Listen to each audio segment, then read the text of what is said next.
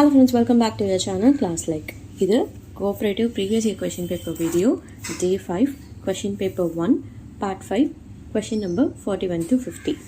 Okay, question number 41. வங்கி விகிதம் dash all தீர்மானிக்கப்படுகிறது. அதாவது bank rate is decided by dash. So options என்னென்னு பார்த்தீங்கன்னா RBI, SBI, CB, GOI. So இதுக்கான options RBI. Actually bank rate அப்படின்னா ரிசர்வ் பேங்க் வந்து மற்ற கமர்ஷியல் பேங்க்ஸுக்கெல்லாம் வந்து லோன் கொடுப்பாங்க. ஸோ அதை தான் வந்து நம்ம பேங்க் ரேட் அப்படின்னு சொல்லுவோம். எந்த ஒரு செக்யூரிட்டியும் இல்லாமல் லோன் கொடுப்பாங்க, அதை தான் வந்து நம்ம பேங்க் ரேட்டுன்னு சொல்லுவோம். அதனால இது வந்து பேங்க் ரேட் யார் டிசைட் பண்ணுவாங்கன்னா ஆர்பிஐ தான் டிசைட் பண்ணுவாங்க. ஓகேவா, ஃபைன். இப்போ கொஸ்டின் நம்பர் 42. அதாவது பின்வருவனவற்றுள் எது கட்டமைக்கப்பட்ட மற்றும் இந்தியாவின் கூட்டுறவு இயக்கத்தை வடிவமைக்கும்? அதாவது which of the following act structured and shaped the government cooperative movement in India? So எந்த ஆக்ட் அப்படின்னு பார்த்தீங்கன்னா 1904ஓட கோஆப்ரேட்டிவ் கிரெடிட் சொசைட்டி ஆக்ட் தான் வந்து கோஆப்ரேட்டிவ் மூமெண்ட் இன் இந்தியாவோட மொத்த வடிவமைப்பும் கொடுக்குறது, அதாவது ஒரு ஸ்ட்ரக்சர் அண்ட் ஷேப் கொடுக்கறது அதுதான். ஓகேவா, ஃபைன். Next question number 43. பயிர்க்கடன் முறை, அதாவது கிராப் லோன் சிஸ்டம் முதல் முறையாக அறிமுகப்படுத்தப்பட்ட இடம். அதாவது the crop loan system was first introduced in அப்படின்னு கேட்டிருக்காங்க. இது எங்கே அப்படின்னு பார்த்தீங்கன்னா மும்பையில். அண்ட் என்ன வருஷம்னு நோட் பண்ணிக்கோங்க, 1998 தான் இந்த கிராப் லோன் சிஸ்டம் வந்து கொண்டு வந்தாங்க. ஓகேவா, ஃபைன்.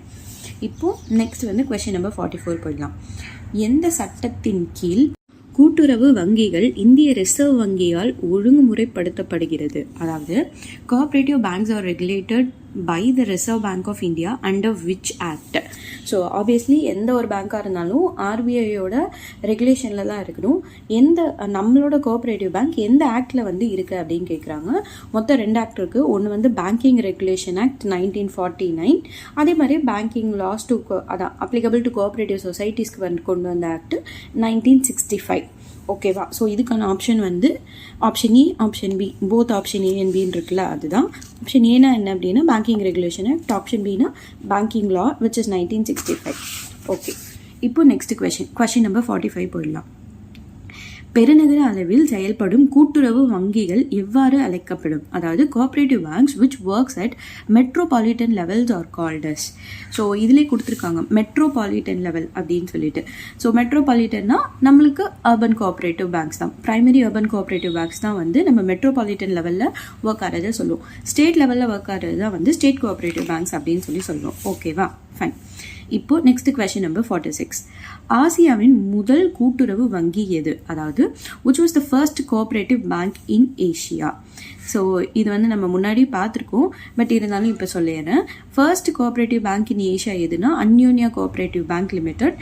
அது எந்த வருஷம் ஆரம்பிச்சாங்கன்னா 1889 அண்ட் எங்கே அப்படின்னு பார்த்தீங்கன்னா குஜராத்தில், வடோரான்ற ஒரு இடத்துல குஜராத்தில் தான் ஆரம்பித்தாங்க. இன்னொரு ஹிண்ட் என்னென்னா இப்போ அது ஒர்க் ஆகலை. ஓகேவா, ஃபஸ்ட்டு ஆரம்பித்தது அன்னோனியா கோஆப்ரேட்டிவ் பேங்க்கு 1889 அண்ட் குஜராத்தில். இப்போ அது கரண்ட்லி ஒர்க்கிங் இல்லை. ஃபைன். நெக்ஸ்ட் கொஸ்டின் போயிடலாம். Question number 47. கூட்டுறவு சங்கங்களின் சட்டத்தின் அதாவது 1904 கீழ் பதிவு செய்யப்பட்ட முதல் கூட்டுறவு சங்கம் இந்தியாவில் எங்குள்ளது? அதாவது where was the first societies under Cooperative Society Act 1904 registered in India? So இது எந்த இடம் அப்படின்னு சொல்லி கேட்டிருக்காங்க. ஆக்சுவலி ஆன்சர் வந்து காஞ்சிபுரம் அப்படின்னு இருக்குது. அது வந்து இப்போது நம்மளுக்கு மாற்றினதுனால மேபி அது எப்படி வேணால் உங்களுக்கு ஆப்ஷன்ஸ் எப்படி கொடுத்துருக்காங்கன்றதை பார்த்து நீங்கள் எடுத்துக்கோங்க. காஞ்சிபுரமா, செங்கல்பட்டா, திருவள்ளூரா, ஸோ எந்த டிஸ்ட்ரிக்ட் கொடுத்துருக்காங்கன்றதை பார்த்துட்டு அதுக்கு ப்ராப்பராக இருக்கிறது எழுதிக்கோங்க.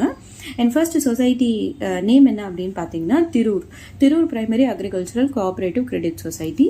அண்ட் இதுதான் வந்து 1904 ஆரம்பித்தது. ஓகேவா, ஃபைன். Next question number 48. என்பிஏவின் விரிவாக்கத்தை எழுதுக. Expand the term NBA.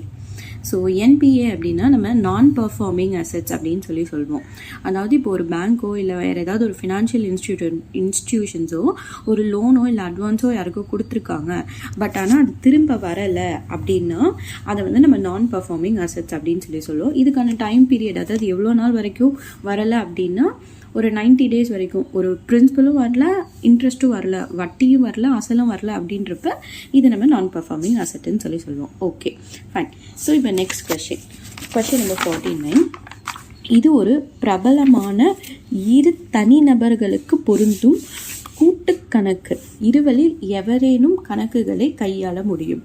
Question என்னன்னா, this is the popular joint account applicable to two individuals, either of them can operate the account. So joint account அப்படின்ட்டாங்க. ஜாயிண்ட் அக்கௌண்ட்னா ஒரு 2 பேர் இருக்கிற மாதிரி, அண்ட் அதில் either of them can operate. So அதிலே answer கொடுத்துட்டாங்க either of them அப்படின்னு சொல்லிட்டு. So either of them operate பண்ணுறதுக்கு ஆப்ஷன் என்ன கொடுத்துருக்காங்கன்னா, either or surveyor, anyone or surveyor, former or surveyor, rater or surveyor. So either or surveyor தான் correct option. ஏன்னா கொஷின்லேயே உங்களுக்கு ஆன்சர் வந்துடுச்சு, either of them can operate-னு. ஸோ ஓகேவா, ஃபைன். இப்போ last question, which is question number 50. தேசிய கூட்டுறவு விவசாய மற்றும் ஊரக வளர்ச்சி வங்கிகளின் கூட்டமைப்பு எங்கு தோற்றுவிக்கப்பட்டது?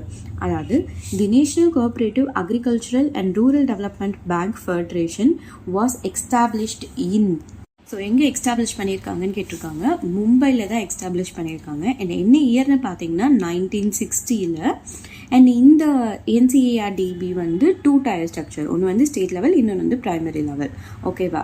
ஸோ எப்படி national cooperative agriculture and rural development bank இருக்கும், அதுக்கு கீழே state cooperative agricultural and rural development banks இருக்கும். அண்ட் அதுக்கு கீழே primary cooperative agricultural and rural development bank இருக்கும். ஸோ இது வந்து 2 tier ஸ்ட்ரக்சர். ஓகேவா? So fine. ஹோப் நம்ம இன்னைக்கான 10 questions முடிச்சிட்டோம். ஸோ டோட்டலாக இது வரைக்கும் நம்ம 50 questions முடிச்சிருக்கோம். அண்ட் ஹோப் இந்த வீடியோ உங்களுக்கு ரொம்ப யூஸ்ஃபுல்லாக இருக்குது அப்படின்னு நினைக்கிறேன். உங்களுக்கு இதில் வேறு ஏதாவது டவுட்ஸ் இருந்துச்சுன்னா கீழே கமெண்ட் செக்ஷனில் கேளுங்க.